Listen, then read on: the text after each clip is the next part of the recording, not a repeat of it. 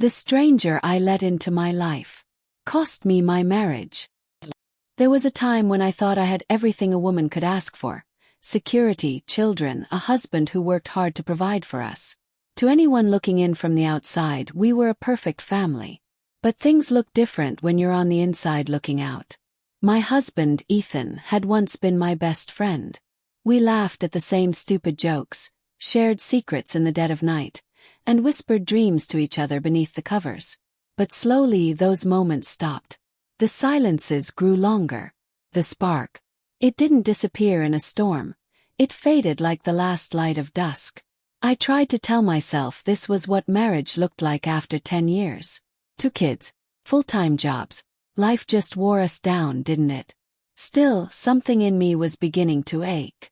I didn't even notice how lonely I'd become until Leo stepped into the frame. He wasn't particularly handsome, no movie star smile or sharp jawline, but he had a presence. Quiet, self-assured. We worked together, so I saw him most weekdays, just passing each other in the hallway or collaborating on group projects. He was just another colleague until he wasn't. It started innocently. One late evening, the office was almost empty. Leo and I were both finishing up a deadline. The soft hum of overhead lights, the quiet clacking of keyboards, it all felt strangely intimate. I remember glancing up from my screen and finding his eyes already on me. There was something in that look I couldn't explain, like he saw right through me, past the wedding ring, past the title of mom and wife. I quickly looked away, but something shifted.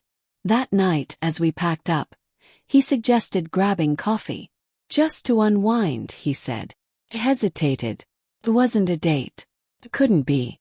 But something in me, something buried deep, wanted to be seen again. We sat across from each other in a dim cafe outside our office. It should have felt awkward, maybe even boring. But it didn't. I laughed more in that 1 hour than I had in months. He listened. Not the way Ethan listened, half-occupied, eyes on his phone, but really listened like every word mattered.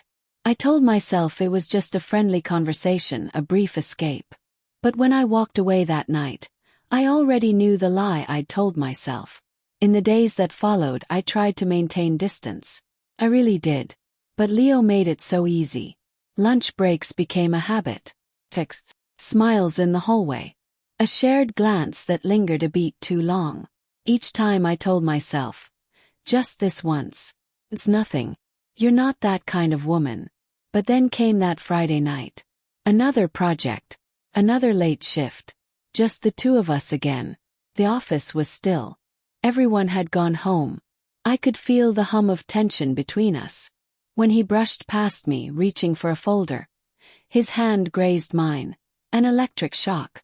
My chest tightened. I tried to focus, but the room was shrinking. Too warm. Too close. Then he leaned in, his breath warm against my cheek. My name on his lips. Claire. Just that. And then his lips were on mine. I should have pulled away. Every part of me screamed to remember who I was. Wife. A mother. But I didn't move. Kissed him back. Hungrily. Desperately. Like I'd been starving and someone finally offered me air. When I got home that night, Ethan was asleep. I stood in the hallway, staring at the man I'd built a life with, and felt nothing but guilt clawing up my spine. Still, I didn't stop. The affair deepened. Coffee shop meetings became hotel rooms. Innocent messages turned into late-night confessions. Every touch, every secret moment with Leo made me feel alive again, and further from the life I was destroying. Then came the first message. An unknown number. Just 5 chilling words. I know what you did. Froze. Was it a prank? A wrong number? But then the second message came, this time more explicit. Photo. Grainy but unmistakable. Me and Leo, laughing in the parking lot after work. I stared at the screen as my pulse thundered in my ears. Someone had been watching. Ethan's behavior began to change too. First it was subtle. Colder glances. Shorter responses. But soon he barely spoke to me at all. He stayed at the office late, sometimes not coming home until after midnight. And when he did come home, he'd walk past me like I was furniture. The next message wasn't a warning. It was a threat. It's only a matter of time. He'll find out. And when he does, you'll wish you hadn't lied. I felt like the walls were closing in. The excitement that once lit me up now felt poisonous. I couldn't eat. Couldn't sleep. I kept checking windows, mirrors, cameras, paranoid that someone was watching. I tried to call Leo. No answer. I sent him a message. We need to talk. Someone knows. No reply. Then another photo. This one was worse. It was taken through the kitchen window. I was inside drinking coffee. Alone. The caption beneath it chilled me. Is this what you wanted? Because this is only the beginning. When Ethan came home that night, I tried to speak. My voice barely worked. We need to talk, I whispered. He didn't even look at me. He just said flatly, I already know, Claire. My heart collapsed. He pulled out his phone and showed me the same photo, the one from the parking lot. You thought I wouldn't find out, he said. I've been watching for weeks. I've read your messages. I saw everything. Begged. Cried. I confessed everything. But it didn't matter. I don't even recognize you anymore, he said. This house, this marriage, it's already gone. You just put the final nail in it. Then he walked out.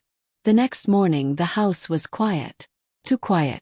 No kids' laughter, no Ethan getting ready for work. I stood in the kitchen staring at my cold coffee. Another text came in. You thought he wouldn't find out. But I made sure he did. That was the moment I realized the terrifying truth. This wasn't just about an affair. Someone had orchestrated everything. Someone had been pulling the strings, watching, waiting, poisoning what little remained of my life until it shattered. Leo never responded. Ethan never came back. And I was left standing in the ruins of the choices I made. And the life someone made sure I could never return to. Thanks for listening. End of story.